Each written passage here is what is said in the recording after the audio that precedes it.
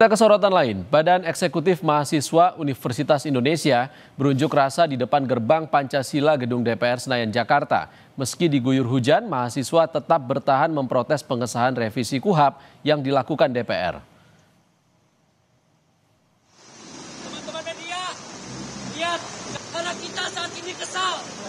Kenapa RKUHP yang... Dalam aksinya, mahasiswa sempat memblokade mobil Dirjen Kementerian yang dikawal polisi dan satu mobil dinas polisi yang melintas. Mahasiswa menyebut aksi menyetop kendaraan yang dikawal polisi ini merupakan ungkapan kekecewaan karena imbas pengesahan revisi KUHP.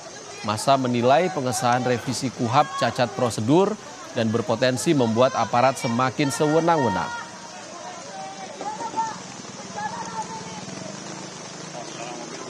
Tadi itu ada mobil pakai patwal. Di saat kondisi lagi aksi, dia pakai patwal asal jalan aja gitu loh. Ya sebenarnya itu sebagai bentuk kekecewaan kita saja sebenarnya. Kita bukan memberikan, tapi kita memberikan suatu ya bentuk demonstrasi di situ. Kita melakukan stop jalan dan lain sebagainya. Gitu sih.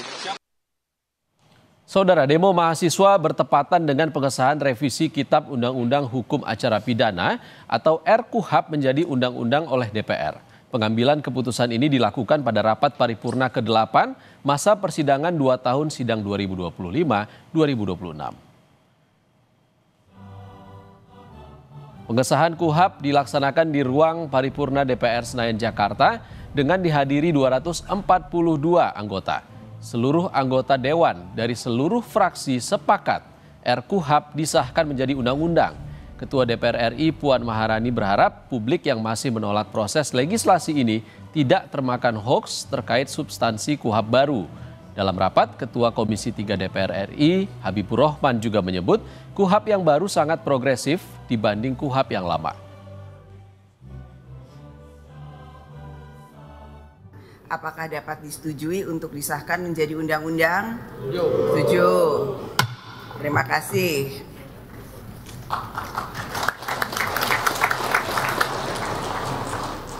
Tadi penjelasan dari Ketua Komisi 3 saya rasa cukup bisa dipahami dan dimengerti sekali. Jadi hoaks-hoaks yang beredar itu semuanya hoaks, tidak betul, dan semoga kesalahpahaman dan ketidakmengertian bisa segera kita sama-sama pahami bahwa itu tidak betul. KUHP yang baru ini sangat-sangat progresif yang bisa dilakukan pra peradilan. Yang pertama, sah atau tidaknya upaya paksa, kemudian sah atau tidaknya penghentian penyidikan, sah atau tidaknya permintaan ganti rugi, sah atau tidaknya penyitaan benda atau barang yang tidak ada kaitannya dengan tindak pidana. Kemudian penuntutan terhadap penanganan perkara tanpa alasan yang sah. Nah, yang ini yang saya sebutkan terakhir itu dikenal dalam bahasa Inggrisnya itu undue delay. Jadi kalau kita melaporkan perkara ke aparat penegak hukum, kadang-kadang bertahun-tahun nggak diproses, kita nggak bisa ngapa-ngapain.